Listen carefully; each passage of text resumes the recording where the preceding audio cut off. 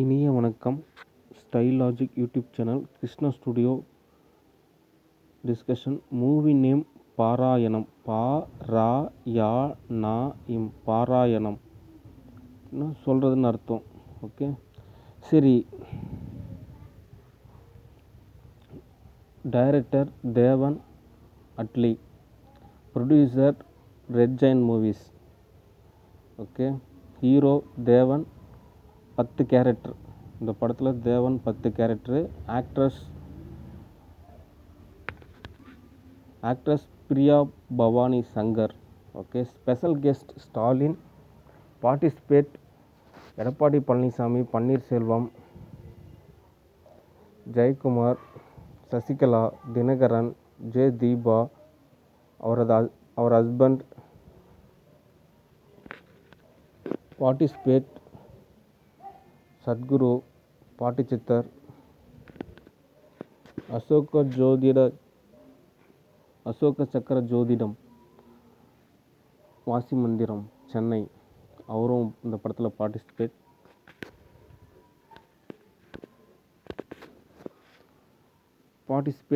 Anand Panamarathupatti. Participate Ambani.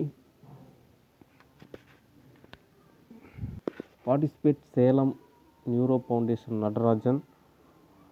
Doctor Senthilkumar, doctor Panamarathupatti. Participate Udhayanidhi Stalin. Okay, சரி. இந்த படத்தோட பட்ஜெட் பார்த்தீங்கன்னா 400 crores, 400 கோடி. Music Anirudh, GV Prakash.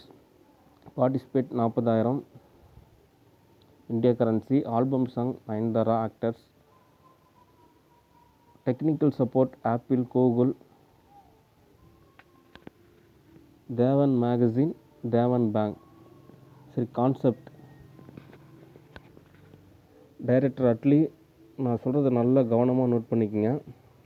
Camera on பண்ணுறோம். கேமரா ஆன் பண்ணதொடனே கிட்டத்தட்ட இந்தியா சுதந்திரம் வாங்கினதுக்கப்புறம் 1940 அந்த 2000 வருடம் அந்த காலகட்டம் இந்தியா சுதந்திரம் வாங்கிட்டாங்க. அப்போது ஒரு கேரக்டரு, அவர் தான் ஸ்டாலின். ஓகே, இந்த படத்தில் ஸ்டாலின் வந்து ஒரு பிராமணர் குடும்பத்தை சேர்ந்தவர். ஒரு பிராமணர் தாத்தா கேரக்டர். அவர் தன்னோட வேகத்தாலையும் தன்னோட கல்வி அறிவாலையும் நல்லா படிச்சிருக்காரு. வித்யா ஞானம் அப்படின்னு சொல்லுவாங்க.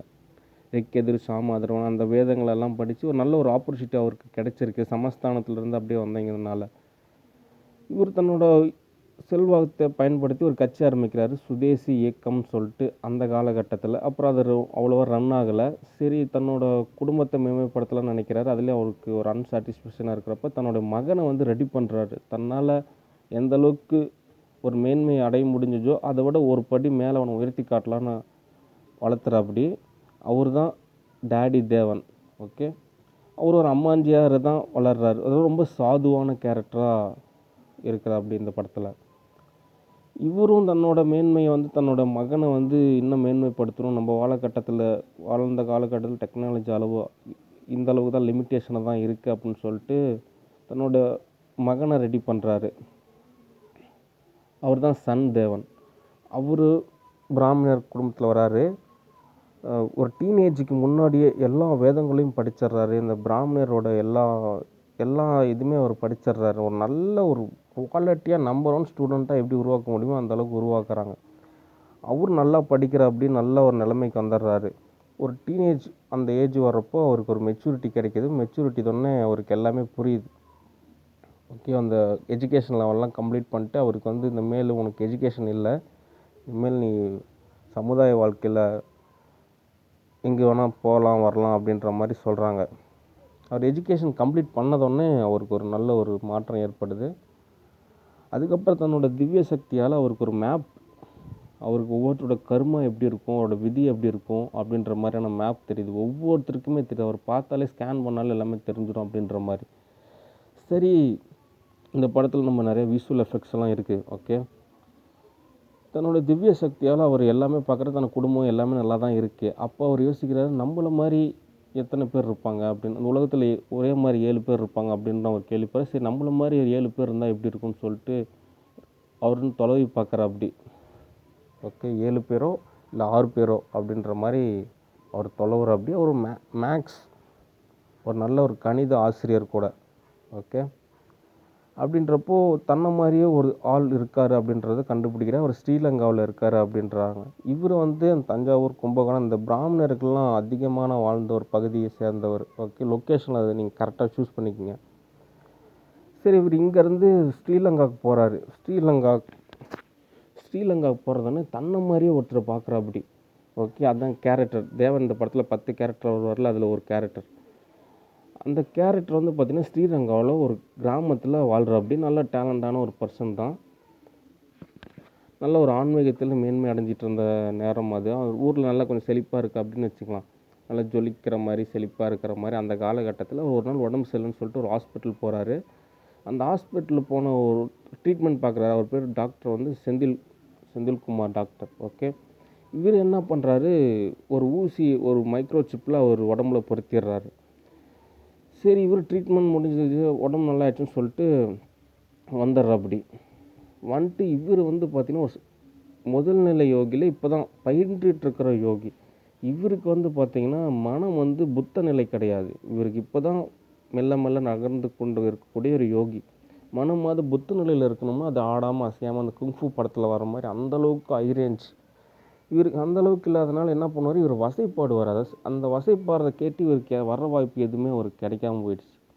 அதாவது பேசுகிறது, அதை வந்து மக்கள் தப்பாக புரிஞ்சுக்கிறது, இப்படியே இருந்ததுனால அவரால் இம்ப்ரூவ்மெண்ட் பண்ணல. 10 வருஷமும் ஆனதுக்கப்புறம் அந்த கிராமத்தில் அவர் அப்படியே அப்படி.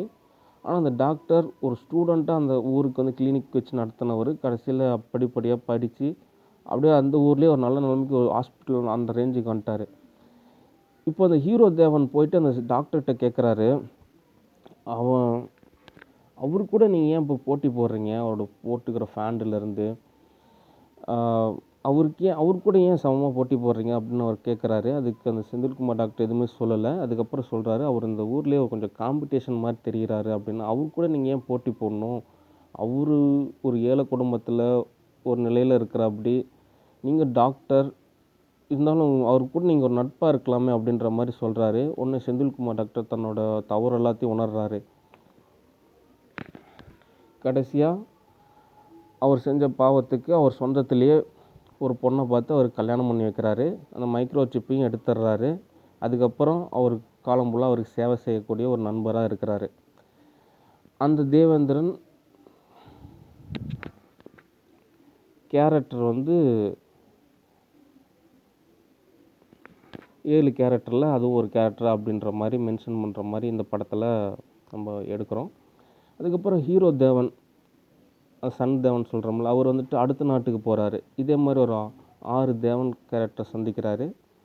ஓகே, அப்புறம் இன்னொரு கேரக்டர் ஸ்பெஷல் கேரக்டராக இருக்குது இந்த படத்தில். ஓகே, இந்த பவர் வச்சு தான் நம்ம அடுத்த ஆக்ஷன் படமாகவும் நம்ம எடுக்க போகிறோம். ஓகே, சரி, ஸ்டோரி ஓரளவு உங்களுக்கு புரிஞ்சிருக்குன்னு நினைக்கிறேன். ஸ்க்ரீன் பிளேயில் நம்ம எப்படி எடுக்கிறோம் அப்படின்னா, நல்லா கூலிங்காக கேமராமேன் ராஜாராணி மூவி கேமராமேனே தான். அதுக்கப்புறம் கார்கி, உங்களுடைய முழு விருப்பத்துக்கு தகுந்த மாதிரியான கேரக்டர் நீங்களே செலக்ட் பண்ணலாம். ஓகே, அந்த சுதந்திரம் உங்களுக்கு நான் வழங்குறேன். ஓகே, நீங்களே ஆர்டிஸ்ட்டு எல்லாமே ஓரளவு தேர்ந்தெடுக்கலாம். ஓகே, சரி, இந்த ஸ்க்ரீன் பிளேவிலேயே கர்மா, அந்த விதி அப்படின்னு சொல்கிற அந்த புராணங்கள் இதெல்லாம் சொல்கிறதெல்லாம் சயின்ஸ் ரீதியாக எப்படி பாசிபிள் அப்படின்ற மாதிரி ஒரு மேக்ஸோட ஒரு ஐக்யூ மாதிரியான அந்த ஈக்குவேஷன்லாம் இருக்கும். மேத்தமெட்டிக்கல் ஈக்குவேஷன்ஸ் எல்லாமே இந்த படத்தில் நிரூபித்து அந்த கரெக்டான அந்த டயக்ராம் மேப் படி வாழ்க்கை எப்படி இருக்கும் அப்படின்ற மாதிரி ஒரு டாப் லெவலில் இருக்கக்கூடிய மாதிரி ஒரு படம். ஓகே, கடைசியாக எல்லா கேரக்டரையும் அவர் சந்திக்கிறார் ஹீரோ தேவன். அதுக்கப்புறம் தன்னுடைய ஊருக்கு வராரு. அப்புறம் கிளைமேக்ஸில் ஆக்ட்ரஸ் வந்து ஹரிச்சந்திரன் அவங்கள வந்து பிறக்கிறாங்க. பிரியா பவானி சங்கருக்கும் ஹீரோக்கும் ஹரிச்சந்திரன் பிறக்கிறாரு. அதோட ஃபஸ்ட்டு பார்ட் கம்ப்ளீட் ஆகுது. இந்த படத்துல முதல் தளம், 2ஆம் தளம், 3ஆம் தளம் அப்படின்ற மாதிரி நம்ம பட்ஜெட் கிடச்சிச்சின்னா நம்ம அடுத்தடுத்த பார்ட் எடுக்கலாம். ஓகே. இந்த படத்தில் ஸ்டாலின் அவர்களுக்கு ஒரு விருது கிடைக்கிறதுக்கு உண்டான வாய்ப்புகள் நிறையாவே இருக்குது. மற்றபடி மூவி ஷூட்டிங் நம்ம எப்போ ஸ்டார்ட் பண்ணலான்னா, இந்த படத்தோட ஸ்க்ரீன் ப்ளே படி நம்ம எப்போ வேணால் ஸ்டார்ட் பண்ணலாம். ஓகே. பட்ஜெட் கிடச்சிச்சின்னா நம்ம உடனே கூட ஸ்டார்ட் பண்ணலாம். ஓகே. தேங்க்யூ. பாராயணம் தமிழ் லாங்குவேஜ் எப்படியும் மற்ற லாங்குவேஜ்லேயும் டப் பண்ணிடுவாங்க. ஓகே. ஏன்னா எக்ஸ்பெக்டேஷன் லெவல் அதிகமாக இருக்கிறதுனால 5 லாங்குவேஜுமே ஓகே நல்ல ஒரு தரமான ஒரு படம். இந்தியா கலாச்சாரத்துக்கும் சயின்ஸுக்கும் அருமையான ஒரு தொகுப்பு. நன்றி, வணக்கம், சுபம். See you next video. Bye.